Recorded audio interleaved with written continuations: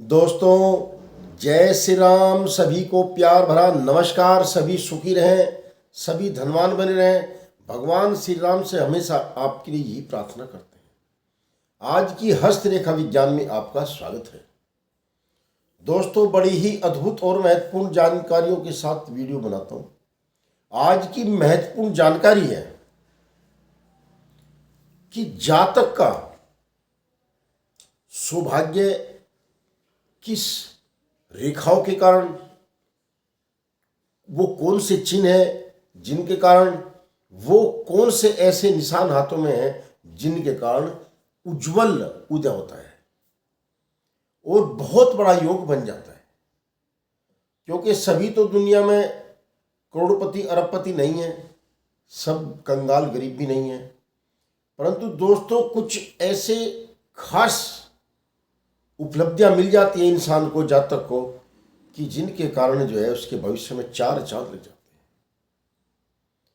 और ऐसे चार चांद लग जाते हैं कि धन वैभव कभी जीवन में खत्म नहीं होता।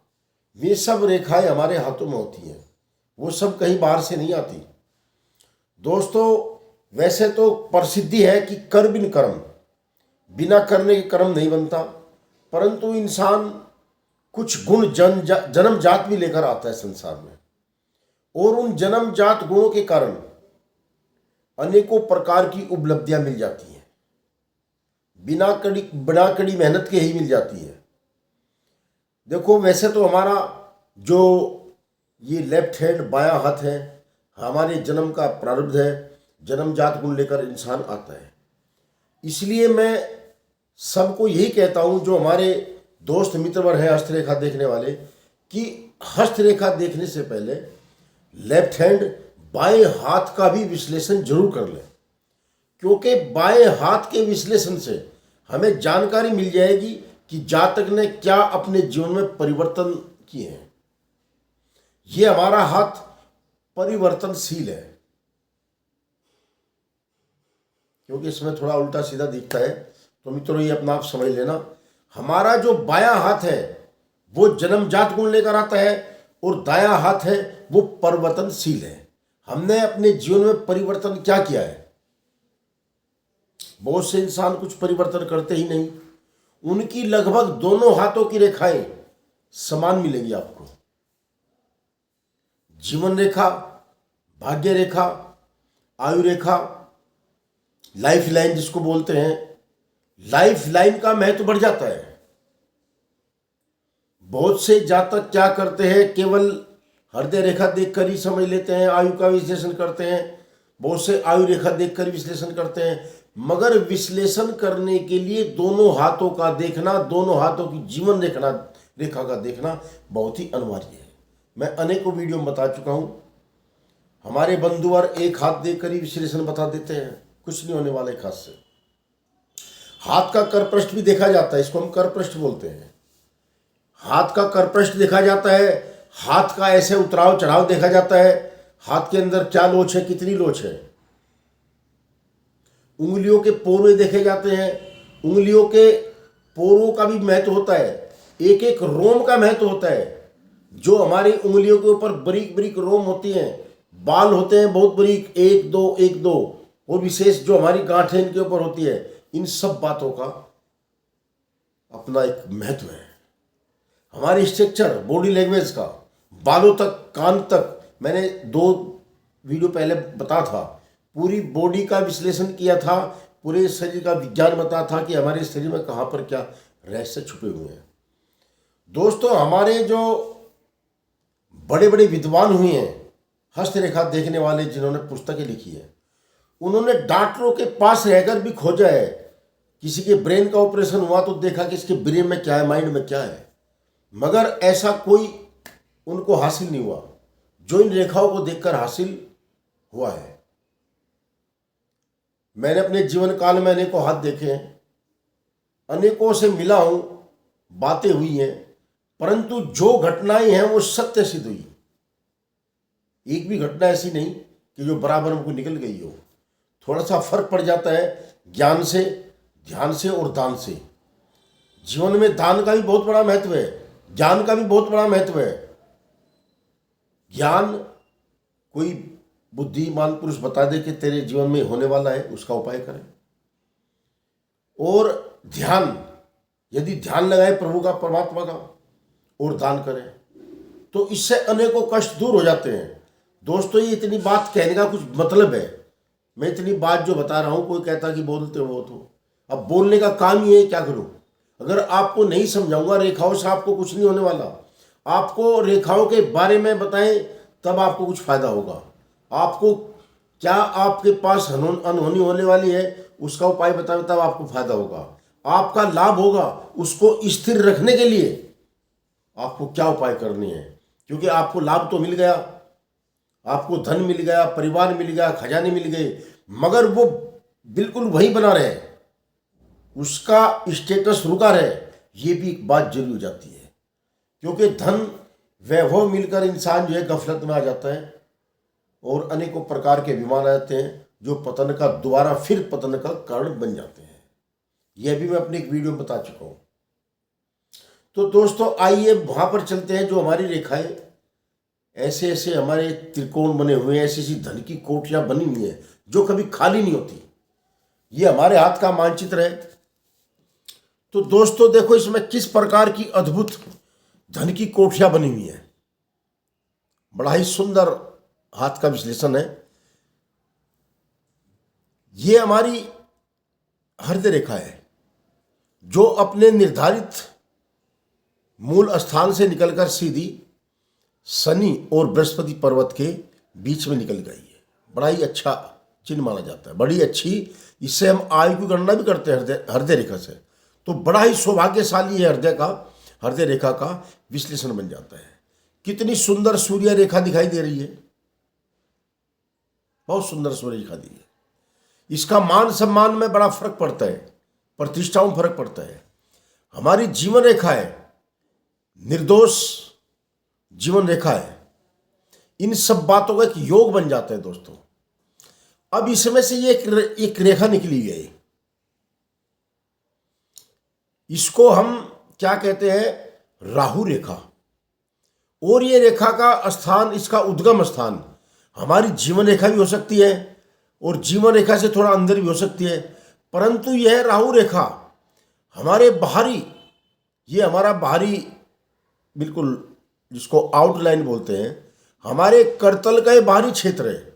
करतल के बाहरी क्षेत्र से निकली हुई है राहु रेखा, सीधी जो है हमारे बुध पर्वत की ओर भाग रही है, निर्दोष भाग रही है। तो इसने इन रेखाओं से मिलकर क्या क्या उपलब्धियां दी है। सबसे पहले तो हमारी ये मस्तिष्क रेखा है,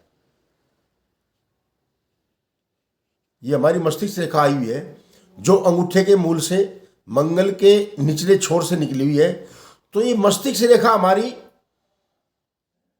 इसने भी हमारे राहु से आगे आ गई है। अब यहां पर इन्होंने मिलकर पहला तो ये धन की कोठरी बनाई है, जिसको हम एंगल, त्रिकोण एंगल बोलते हैं, क्या बोलते हैं, मगर ये धन की एक बहुत विशाल कोठरी बन गई।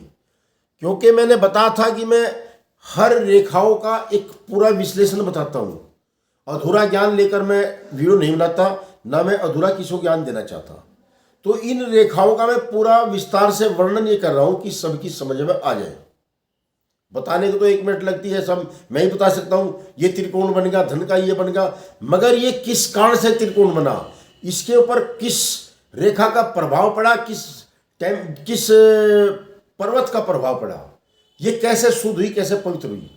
तो सबसे पहला हमारा ये धन की कोठरी पहले नंबर की ये बनी, जो हमारी मस्तिष्क रेखा, हमारी जीवन रेखा। क्योंकि हमारे दिमाग का बहुत बड़ा प्रोग्राम होता है हमारे जीवन में। जब हमारा दिमाग शुद्ध होगा, सही होगा, तभी हम आगे कुछ तरक्की करेंगे। तो ये पहला हमारा जो धन की कोठरी बनी है, ये त्रिकोण एंगल बना है, ये जीवन रेखा और मस्तिष्क रेखा और राहु रेखा से बनकर, इसने राहु रेखा को भी मात दे दी। ये पहला है। इससे सिद्ध होता है कि हम जन्म से अच्छे घर से पैदा हुए हैं, अच्छी धन की हमारे पास में, हमारे माता पिता, हमारे सदस्य ने, हमारे पूर्वजों ने हमारे लिए कुछ अच्छा धन छोड़ा है, जो कभी खत्म नहीं होगा। एक बहुत बड़ा भंडार उसका हमारे पास में होगा। ये पहला धन की पहली पायदान है। जो हमारा प्रारब्ध भी है और जो हमारी पूर्वजों की पहचान भी है। इससे आगे चलते हैं। ये कितना बड़ा धन का भंडार है, ये कितनी बड़ी धन की कोठरी है। ये हमारी राहु रेखा, ये हमारी हृदय रेखा और ये हमारी भाग्य रेखा, तीनों ने मिलकर बना है। ये दूसरे नंबर की धन की कोठरी है। दोबारा फिर बता रहा हूं, ये हमारी हृदय रेखा है, ये हमारी मस्तिष्क रेखा, ये हमारी भाग्य रेखा है और ये हमारी राहु रेखा है। इन्होंने तीनों ने मिलकर एक इतना अच्छा, इतना सुंदर मैनी ट्रिंगल धन की कोठरी, मैं तो हिंदी बोलना जानता हूं दोस्तों, मैं इंग्लिश नहीं जानता। तो ये धन की कोठरी बनाई है दूसरे नंबर की। हमारा पूरा इस हस्त रेखा में हमारा राहु पूरा साथ दे रहा है। तो ये तीनों रेखाओं ने, और ये उम्र के किस पायदान पे है, ये आपने अपनी उपलब्धियों से, ये जन्म जात है, ये हमने अपनी उपलब्धियों से धन का विशाल भंडार स्थापित किया है। विशाल भंडार जो कभी ना खत्म होने वाला धन, चाहे आप दोनों हाथ से उसको कैसे ही खर्च करो, कैसे ही दान पुण्य करो, कुछ ही करो, तो ये धन का एक विशाल भंडार बन गया है, जो दोनों में, जो इससे भी सुपर माना जाता है। यहां पर आते हैं, ये हमारी हृदय रेखा से और सूर्य रेखा के बीच में आपको दिखाई दे रहा है। ये हमारे मकान के निर्माण का, मकान तो दोस्तों इंसान ले लेता है, बेच देता है, ले लेता है, बेच देता है, आजकल व्यापार है। शुद्ध मकान का निर्माण वो कहते हैं जो अपने हाथ से 5 ईंट रखकर विश्वकर्मा के द्वारा विधि विधान पूजा पाठ से जो मकान का मुहूर्त करके अपने हाथ से मकान की नींव रख के मकान को बनाता है, उसको जड़मूल मकान का निर्माण कहते हैं। और वो जीवन में अपने लिए एक विशेष महत्व रखता है। तो इस प्रकार की कोठरी से हमें पता चल जाता है, जब हम आयु की गणना करेंगे, कि हमने लगभग जो है 35 से 40 साल की उम्र में ही, 30 या 40 साल के बीच में कह लीजिए, अगर मोटे तौर पर गणना की, तो ऐसे मकान का निर्माण करेंगे जो हम खुद उसकी नींव रखेंगे और खुद उसका हमारा अपना धरातल होगा और हमारे नाम से ही वो जाना जाएगा। इस प्रकार का योग इस रेखा से, इन रेखाओं के मिलने से बन जाता है। तो दोस्तों, जब ये हमारी भाग्य रेखा, जब हमारी भाग्य रेखा हृदय रेखा को यहां पर आकर शनि पर्वत के सामने थोड़ा बृहस्पति की तरफ झुकती हुई, जब ये इस रेखा को काटे तो ये बन जाता है विष्णु योग। हस्तरेखा शास्त्र में इसको विष्णु योग कहते हैं। बड़ा ही सुंदर योग ये हाथ में बन गया है, जो हमें ये संकेत देता है कि हमारे हाथ में अनेकों प्रकार के योग उत्तम है। ये हमारा बृहस्पति पर्वत है और यहाँ पर यदि अर्धचंद्राकार ये निशान बन गया तो इसका मतलब ये है कि जब तक पूरी आयु शांति से अपना जीवन निर्वाह करेगा और मान सम्मान प्रतिष्ठा के साथ समाज में अपनी पहचान बनाएगा, अनेकों प्रकार के ऐश्वर्य भोग कर जब इस पृथ्वी से जाने की उसकी इच्छा होगी। तो इस प्रकार के महायोग मैंने आपको आज वीडियो में बताए हैं। दोस्तों, जय श्री राम। वीडियो को लाइक और पसंद कर लिया करो, क्योंकि मैं जो भी वीडियो बनाता हूँ उसकी पूरी रेखाओं का विश्लेषण करके ही आपको मैं समझाता हूँ। खाली ये नहीं कि नकल करके मैंने आपको बता दिया, जो असल रूप है रेखाओं का मैं समझाता हूँ। सुरेश वर्मा मेरा चैनल है, लाइक करो, सब्सक्राइब करो, कुछ और बातें आपके लिए लेकर आता रहूँगा। जय श्री सीताराम।